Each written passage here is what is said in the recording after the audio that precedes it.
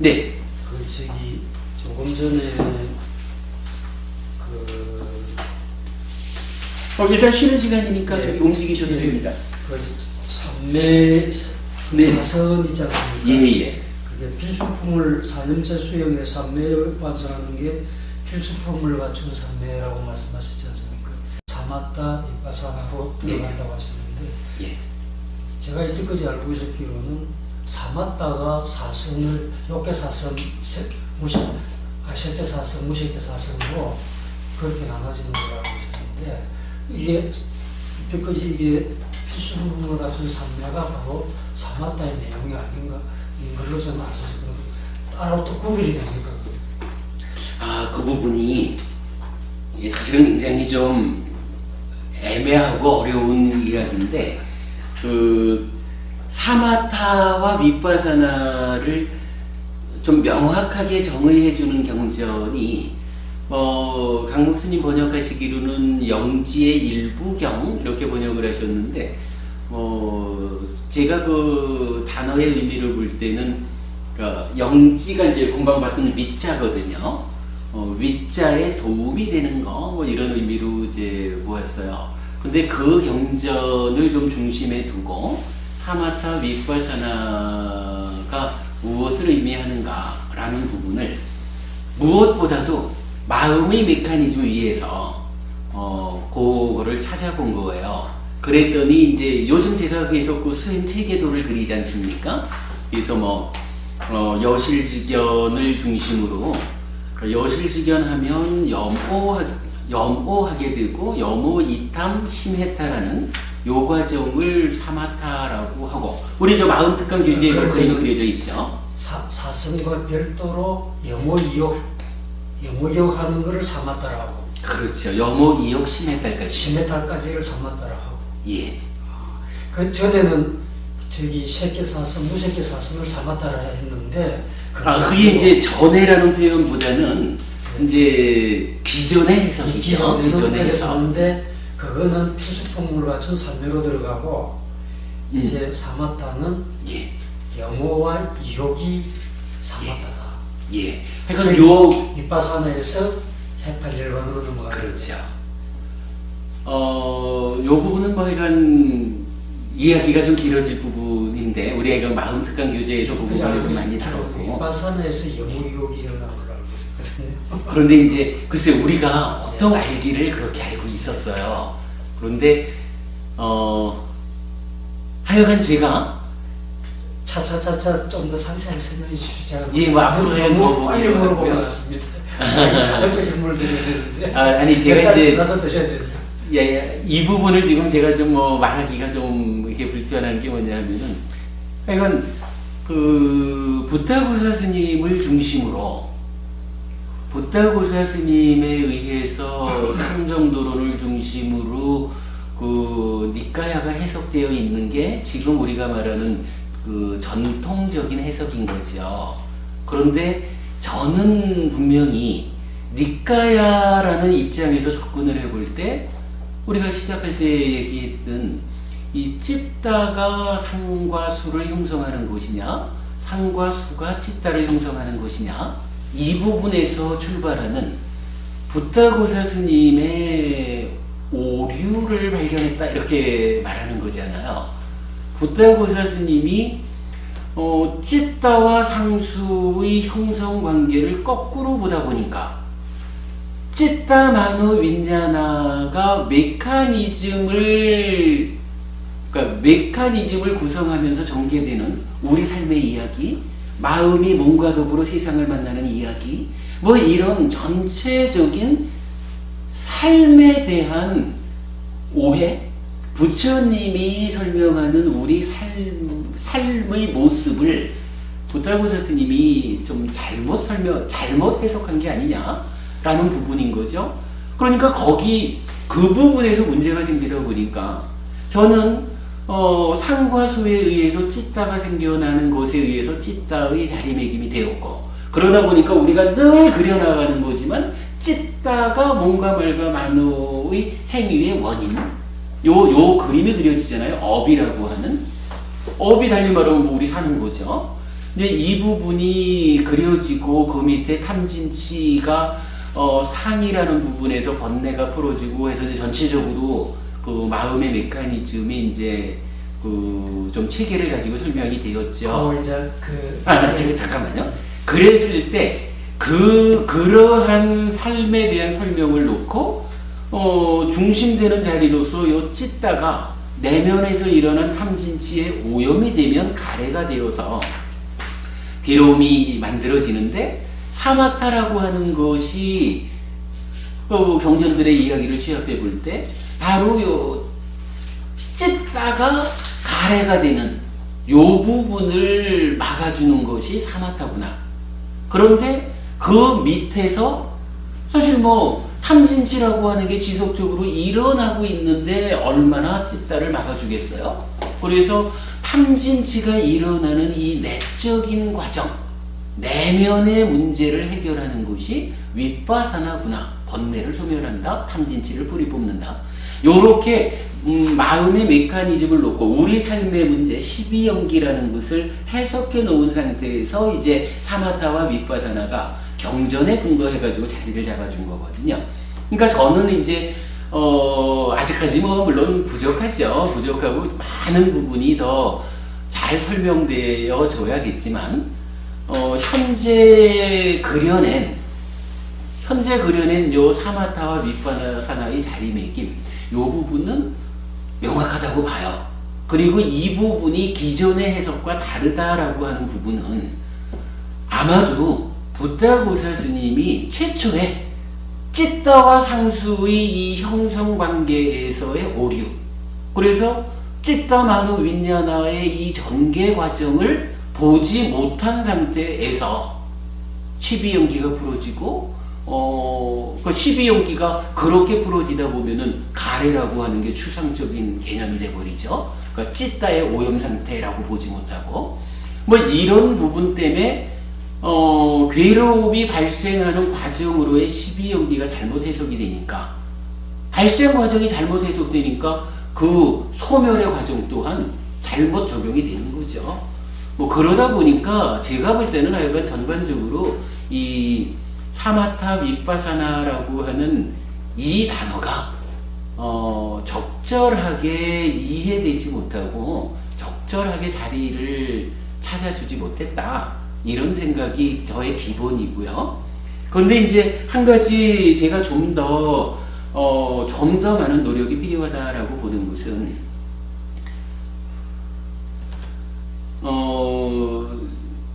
경전에서 보면 우리가 이제 초선에서도 윗바사나해서 아라한이 될 수 있다. 제2선, 제3선에서 상수멸까지를 쭉 나열해 놓고는 각각의 자리에서 윗바사나에서 아라한이 된다. 근데 뭐 윗바사나 한다는 건 이제 사마타를 포함하는 거예요.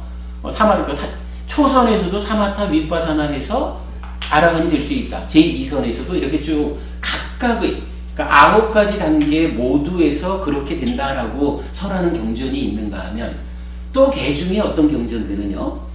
이 중간 과정은 다 빼.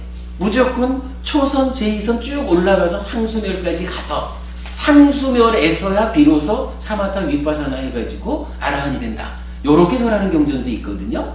이거를 표현하자면 아라한이 되는 방법을 경전은 2가지로 말하고 있으니까 둘 중에 어떤 게 맞은 거야? 이렇게 말할 수도 있어요. 그러면 반드시 옛날에 어떤 학자분 세미나에서 그렇게 말하시더라고요. 반드시 상수멸까지 가야만 아라한으로 갈 수 있습니다. 이렇게 말하는 분이 근데 그것도 사실은 틀린 말은 아니라 그렇게 말하는 경전이 있으니까. 그런데 또 어떤 경전들은 초선에서도 사마타 윗바사나에서 갈 수 있는 거라.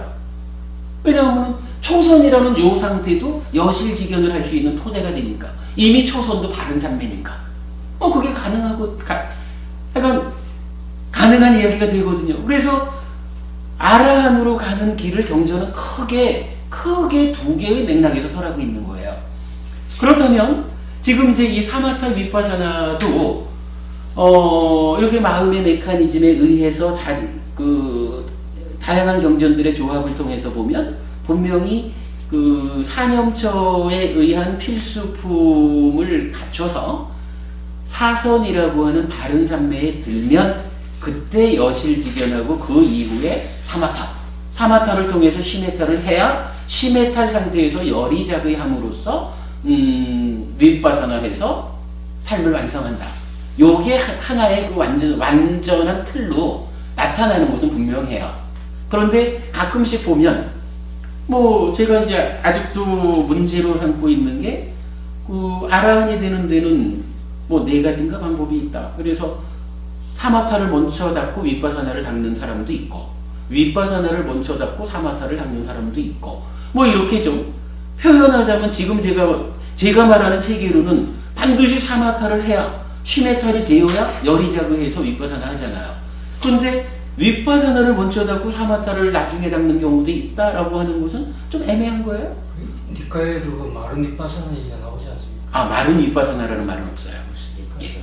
그 보통 이제 그 수시마경 같은 데서 빤냐 비붓다, 빤냐로서 해탈했다라고 하는 요 부분, 요거는 사실은요 경전의 내용을 전체적으로 보면 누진명했다 요거예요. 그러니까 누진명으로 아라한댔다. 그 얘기는 뭐냐 하면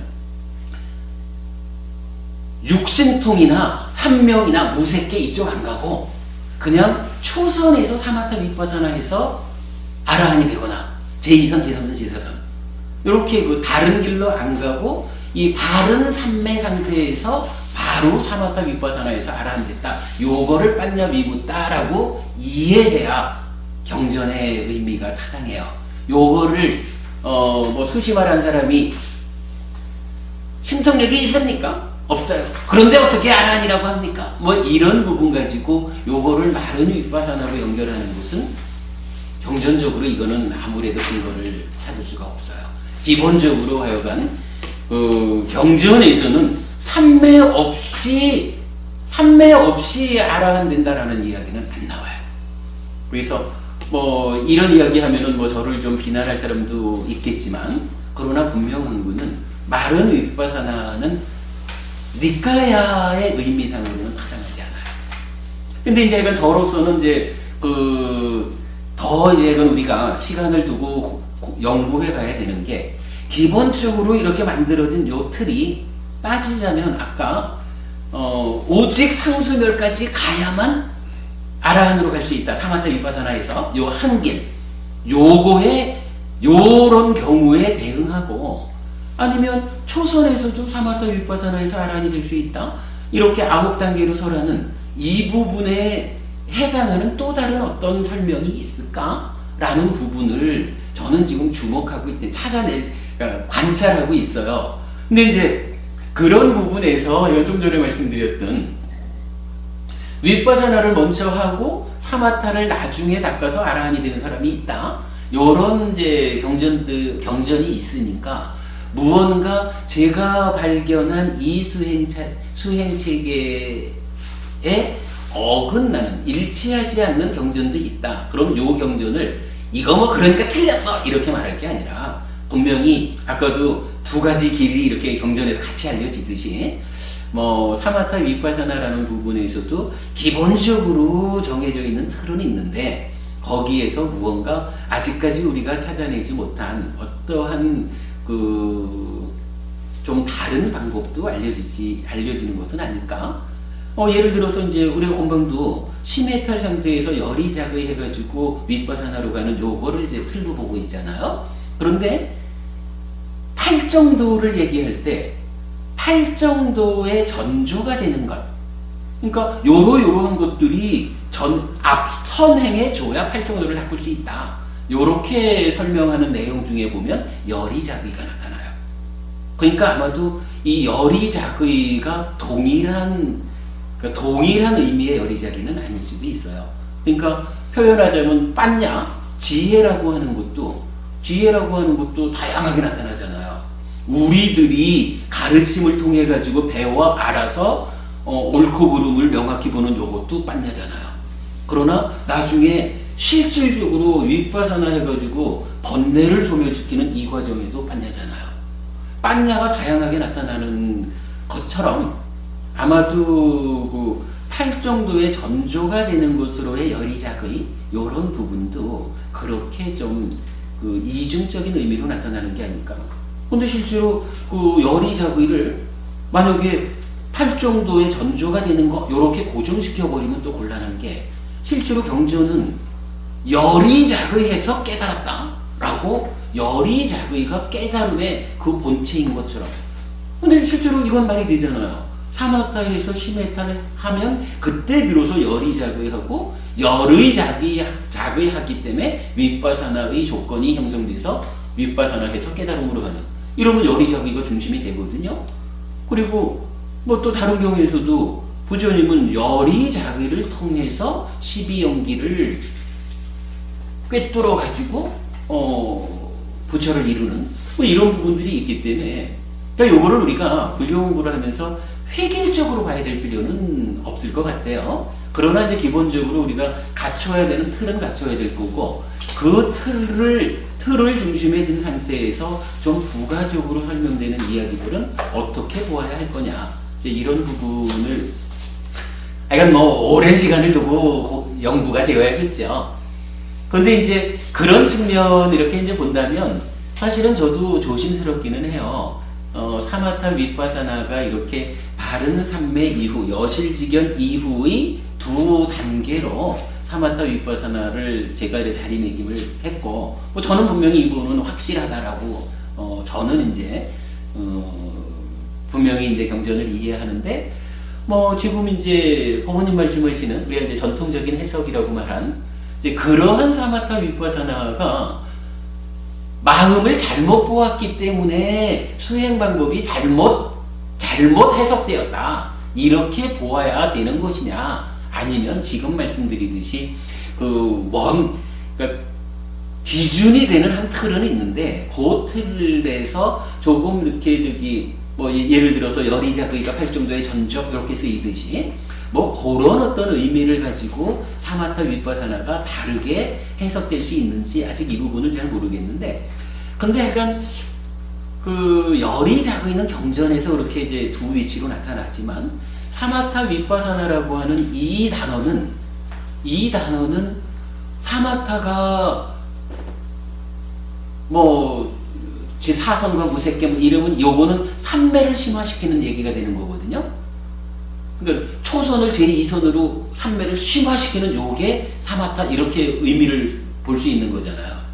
그런데 그렇게는 아직까지 니카야에서 저는 못 봤고, 우리가 이제 요즘 제가 서울과 대구에서 수행 이야기를 하고 있지 않습니까? 그 측면에서 보면 사실은 지금 이제 법은님 그 사마타라고 해서 삼매를 심화시키는 이 부분은 경전에 의해서 확인되는 바로는 사념처의 역할이에요.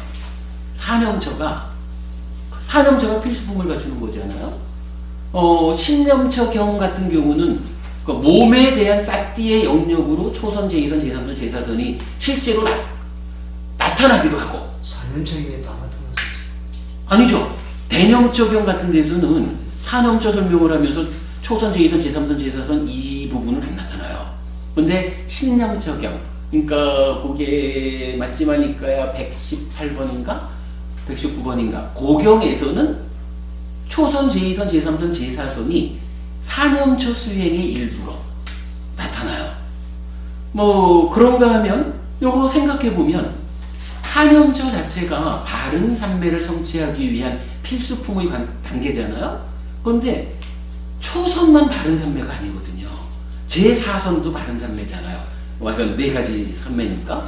그러면 제4선을 성취하는 방법이 무엇입니까? 라고 말하면 제4선을 갖추기 위한 필수품은 사념처거라.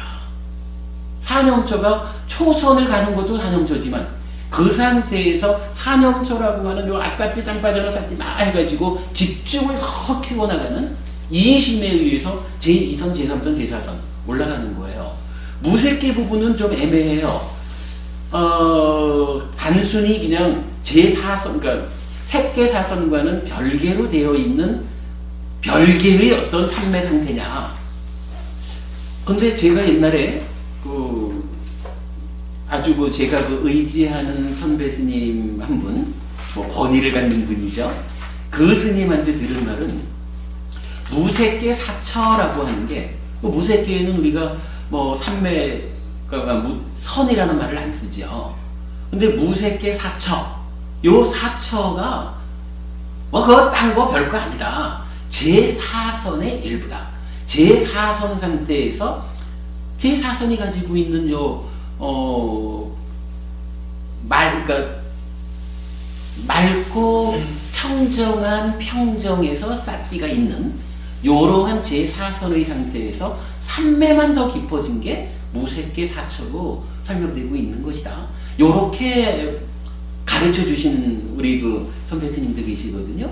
뭐 그렇게 놓고 보면 결국은 지금 이제 법부님이 그 사마타의 영역이 아닐까요? 라고 말씀하신 삼매를 심화시켜 나가는 이 과정은 사실은 사마타가 아니라 사념처의 역할인 거라. 근데 요 부분은 명확한 것 같아요. 지금 뭐 그러니까 까야 갖다 삭디 수타죠. 요 경에서 분명히 초선, 제2선, 제3선, 제4선을 사념처 수행을 통해서 성취되는 자리라고 말해주고 있고, 무색계를 이렇게 이해할 수 있다라고 하고, 또 바른 삼매를 제4선이라는 바른 삼매도 필수품은 어차피 그게 바른 삼매의 하나라면 필수품은 사념처거라. 뭐 이런 관계를 전체적으로 보면 삼매를 심화시키는 일은 사념처의 몫이지 사마타의 몫이 아니다 라고 봐야 돼요. 물론 그 사념처가 사마타에 속하는 거지 이렇게 말하는지는 몰라도 그거는 사마타 윗바사나라고 하는 요 체계를 갖고 있는 것은 아마도 누가 부정하지 못할 것 같아요. 그래서 요건 하여간 지금 수준에서 우리가 결론 낼 일은 아닐 거예요. 그러나 결론 낼 일은 아니고 시간을 좀 넉넉히 가지고 연구해 가야 될 것 같아요. 또 실천이 따라야 되고 합의가 그렇죠. 돼야 될 부분이 있으니까. 그렇죠. 근데 현재 이제 초기 불교를 한 저쪽 동남아시아 쪽에서는 기존의 방법으로 수행을 이때까지 해왔지 않습니까? 해왔는데 이제 스님께서 이렇게 얘기를 하시는 이게 한국에서 이런 식으로 스님 무시해서 이제 주장을 한다면 거기에 따른 실참이 따라가지고 그게 증명이 돼야 되겠죠. 그렇죠. 그게 이제 교학만 가지고는 안 되니까. 어차피 교학은 길 안내자고 수행이 그것을 실현해줘야 그 하거든요. 교학에 따른 실참이 그렇죠. 대로 이어져가지고 끝이 났을 적에 그렇죠. 이렇게 하니까 이렇게 되더라 하는 게 맞습니다. 그때 이제 완전히 힘있게 맞습니다. 당연한 말씀입니다. 하여간 교학이 수행으로서 실현되지 않으면 주장할 수 없는 부분이 사실이고. 근데 이제 저는 사실 참 얘기가 이렇게 나가면 어떨지 몰라도 가끔씩 저한테 그렇게 질문하는 사람들이 있어요. 현재 불교에 한국 불교 이러다가 그럼 동남아 가면 이렇게 얘기를 하면서 아라한이 있습니까? 이렇게 묻는 사람들이 있어요. 그러면 솔직히 잘 모릅니다. 제가 국제통이 못 돼서 그런지는 몰라도 어디에 아라한을 성취한 스승이 계시다라는 말을 제가 아직 못 들었습니다. 그건 그렇게 말하죠. 아라한이 스스로 아라한이라고 얘기를 안 하지 않습니까? 그 얘기는 우리 조금 이따 합시다. 그런데 저는 어찌 보면 부처님 당시에는 아라한이 많았잖아요. 스승이 훌륭해서 라고 말할 수도 있겠지만 참 많은 제자들이 가르침에 의해서 아라한을 성취했거든요. 근데 요새는 정말 있는지 없는지 모르는, 어찌 보면 알려진 사람은 법부님도 잘 못 들어보셨죠? 저도 못 봤거든요. 알려진 아무개 스님이 아라한이래 라는 말씀을 들어는 봤는데 그거 사실로 확인되지 않더라고요. 그런데 저는 어쩌면 지금 세월에 아라한이 드러나지 않는 이유가 부처님 가르침이라는 게 사실은 아주 정확하고 바늘 끝처럼 엄격한 가르침이잖아요. 이게 그냥 대충 공부 잘해서 어느 대학 가는 이런 공부가 아니라 아라한이 되는 삶의 문제를 완성하는 가르침이지 않습니까? 그래서 한치의 오차도 허용되지 않는 그런 수행법이다. 이렇게 보아야 할 건데, 만약에 지금 제가 말씀드렸듯이 어떠한 형편에 의해서든 이 수행법이 부처님이 알려주신 그 본질을 상실했다라고 하면 사실은 바늘끝만큼의 차이만 생겼다 해도 아라한이 나올 수 없는 거거든요. 글쎄, 아라한이 스스로를 아라한이라고 말하지 않아서 없는 건지, 그러니까 안 나타나는 건지, 아니면 현재 아라한이 생겨날 수 있는 조건이 타당치 않아서 없어서 안 알려지는 건지 잘 모르겠는데, 저는 사실 후자 쪽으로 생각을 합니다.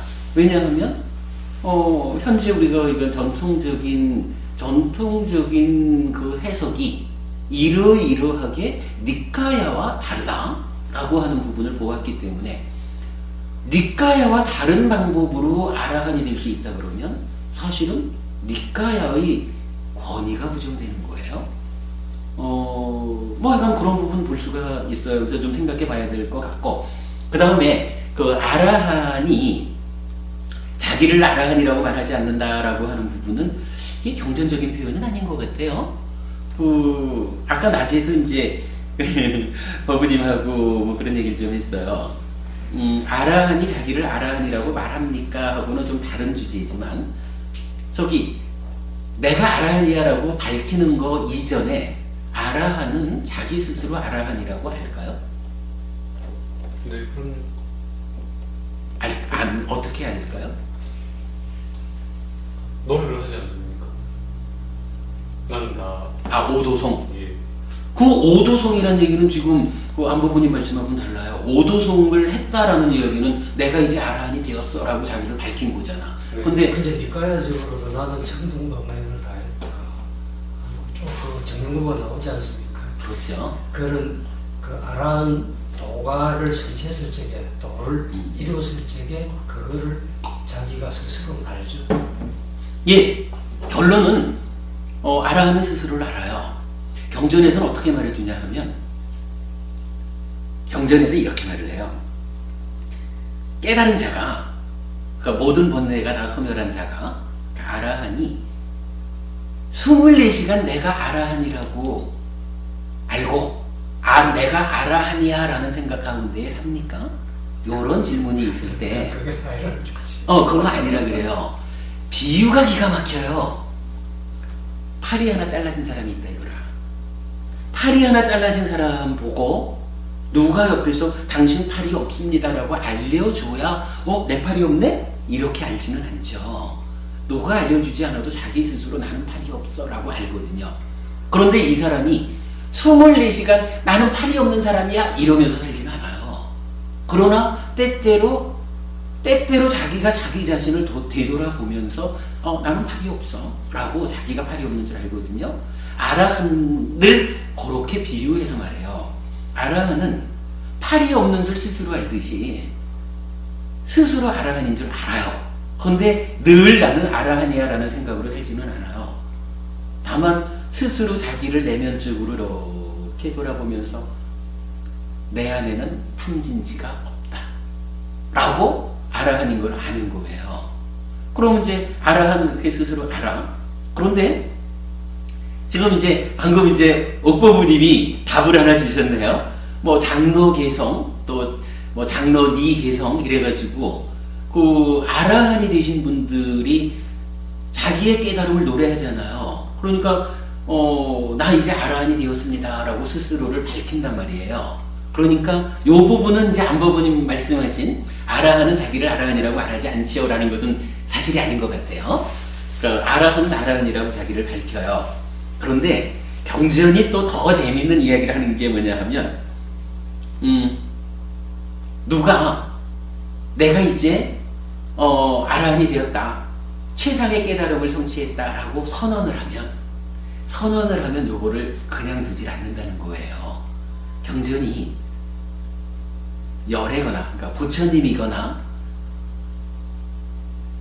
잘 수행해서 아라한이 된 제자들이 이제 내가 아라한이 되었습니다 라고 선언한 그 비구를 만난다는 거예요.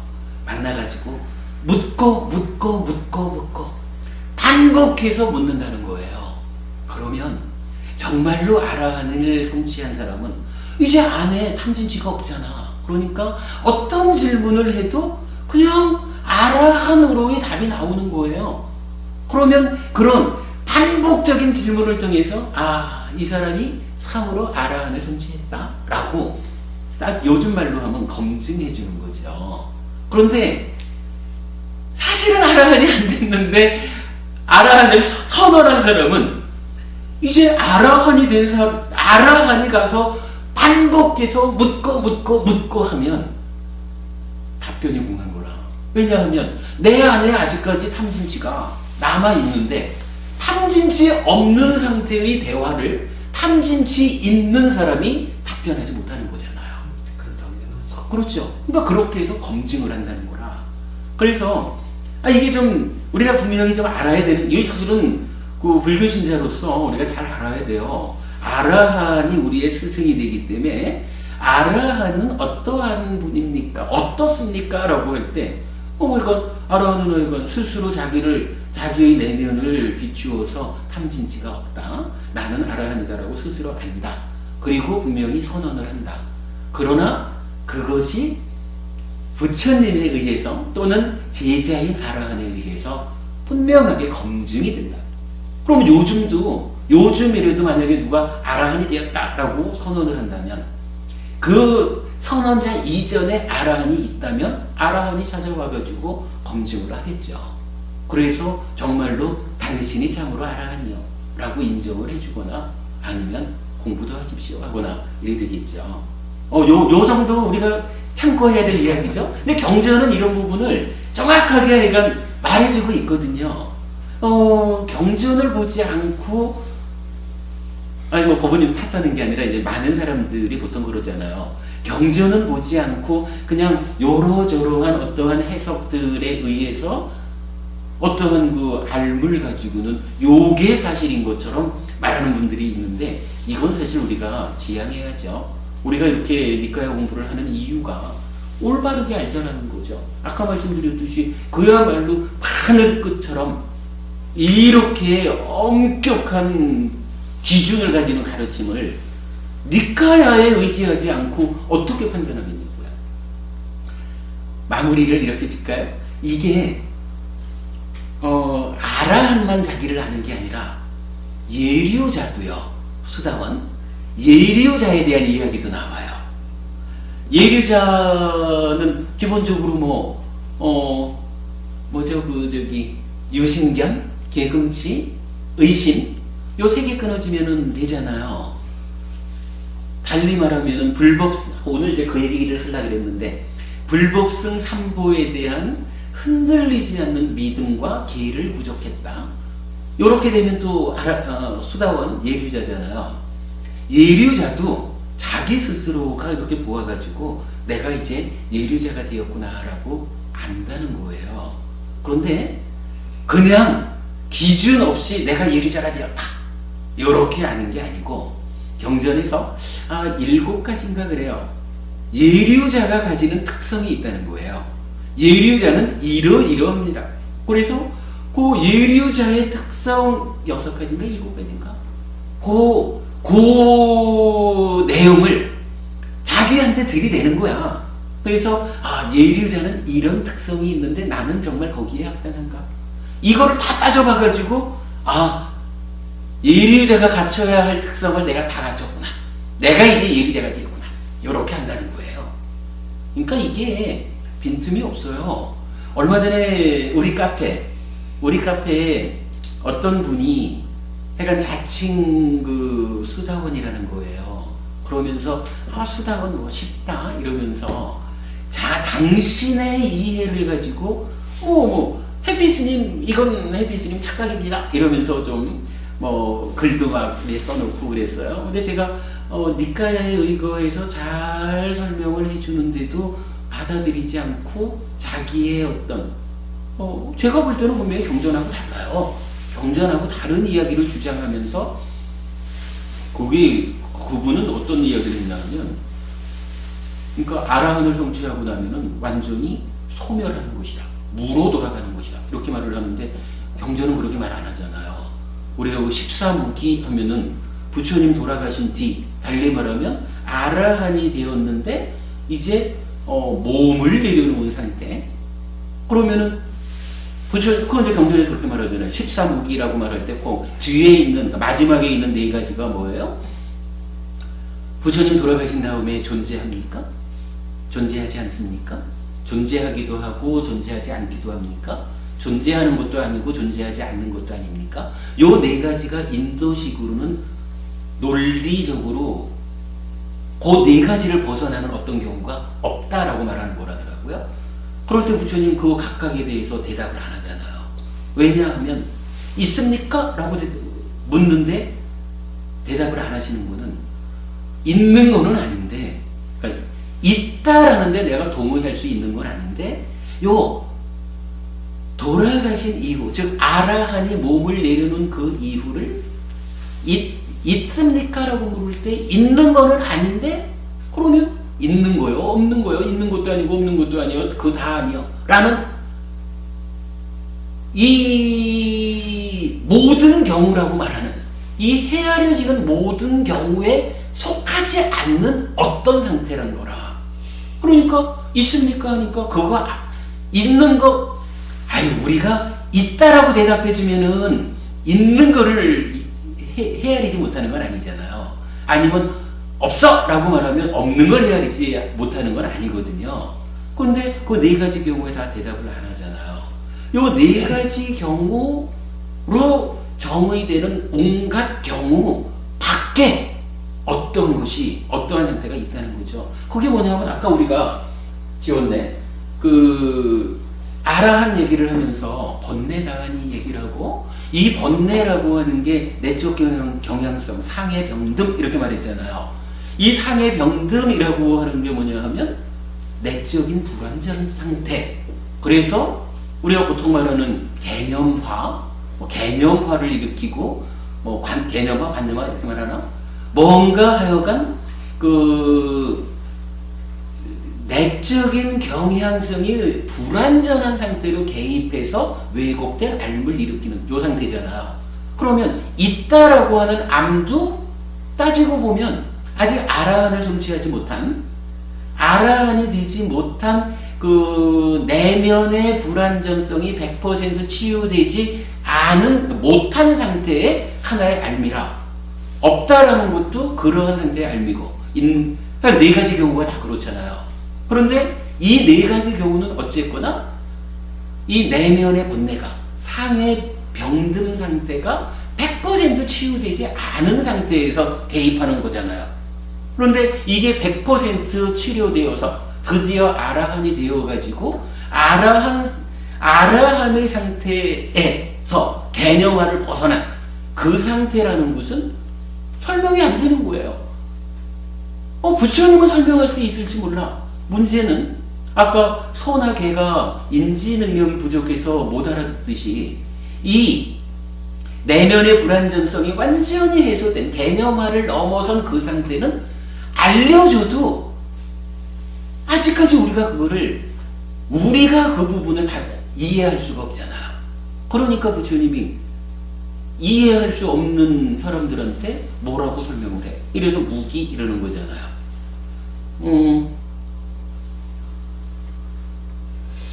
왜 여기로 왔지? 네. 근데 얼추 시간 다 돼서 너무 하시겠지만, 근데 부처님은 제가 단순화시켜서 생각을 하면 이미 그거는 말씀을 부처님 스스로 하시지 않습니까? 그 부분에 대해서 그 질문에 바로 답을 하시진 않았지만 부처님께서는 스스로 이미 아라한이 되셨고 그걸 갖다 말씀하실 때 나는 더 이상 태어남이 없다라고 하셨기 때문에 그건 답이 나와 있죠. 지금 그 부분이었죠. 그러니까 아까 우리 카페에 한 분이 수다원이 되었다라고 말하면서 아라한 이후는 완전한 소멸이다 이렇게 말한 부분, 이게 이제 부처님 말씀하고 다르다라고 말하는 건데, 태어나지 않는다라고 하는 그 말씀이요, 소멸하고는 다른 거예요. 태어남이라는 말은 뭐냐 하면 오치온인 자기 존재, 요 상태로의 태어남이거든요. 그러면 취자가 떨어진 오치온이라는 자기 존재를 소멸한 상태는 오치온으로서 욕계색계 무색계라고 하는 중생세간에 태어나는 일을 이제 끝냈다라고 하는 거지. 그 이후의 상태가 없는 겁니까? 있는 겁니까? 하고 네 가지로 물을 때 부처님이 개념화를 벗어난 내적인 불완전성이 완전히 치유된 이 상태를 그대들이 이해할 수 없다라고 해서 답변을 안 하는 거라. 그리고 사실은 이 부분에 대해서 부처님은 어떻게 답변을 하나요? 우리가 시작쯤에 한 거지만 그게 바로 윤회의 시작 이 부분. 윤회의 시작점은 무명에 덮이고 가래에 묶인 중생들에게는 알려지지 않는다 라고 해서 윤회의 시작점을 알기 위해서는 한 가지 방법, 즉 무명과 가래를 제거하는 것밖에 없잖아요. 그러니까 지금 이 경우도 동일한 거라 무명과 가래가 제거된 그 상태, 달리 말하면 여기 아라한이잖아요. 아라한을 스스로 실현하지 않는 한 그 상태가 정말로 있다라고 말할 것이냐 없다라고 말할 것이냐 이 네 가지 다 아닌 어떻게 모르지 뭐. 우리로서는 표현이 안 되는 거죠. 우리로서는 지금 어떻게 인지할 수 없는 그 상태죠. 근데 이 상태를 없다, 소멸이다, 완전은 끝장이다라고 말하면 그것은 개념이 다르죠. 다른 거죠. 이제 뭐 이런 그런 부분을 우리 카페에서 주장을 하던 분이었어요. 그래서 결국은 제가 그냥 강퇴를 시키고 말았는데 하여간 뭐 그런 부분, 그러니까 아라한이든 또는 뭐 수다원이든 어쨌든 우리가 가야 하는 목적지에 해당하는 성자들이지 않습니까? 스승들이죠. 그러니까 이 부분에 대해서 우리가 좀 바르게 이해해야 하는 것은 중요할 것 같아요.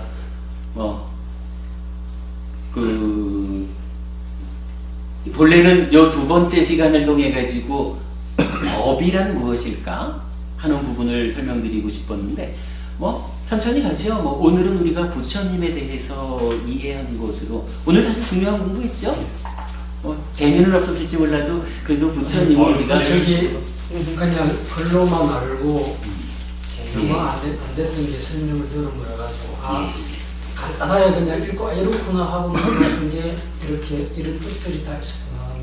강의를 안 해주시면 저희들이 모르죠.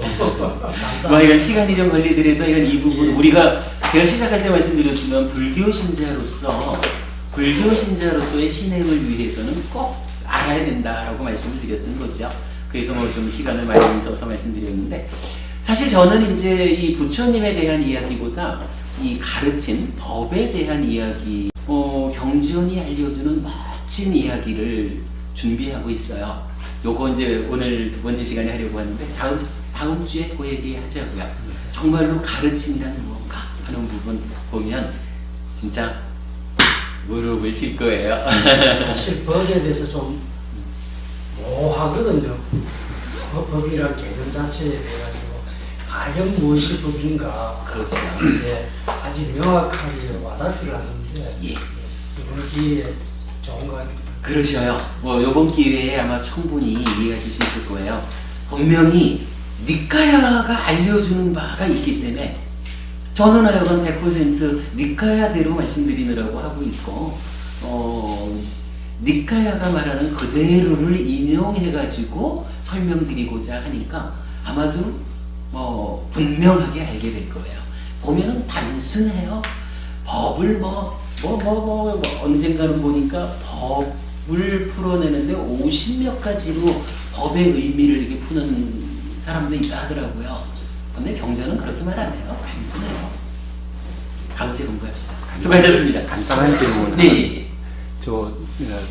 깨달음 순서에 제가 옛날부터 할 때 버려야 될 것을 먼저 하는 거하고 지금 요 순서하고 부처님은 요 순서대로 항상 말씀 주로 많이 넣으시려고 했거든요. 그렇죠.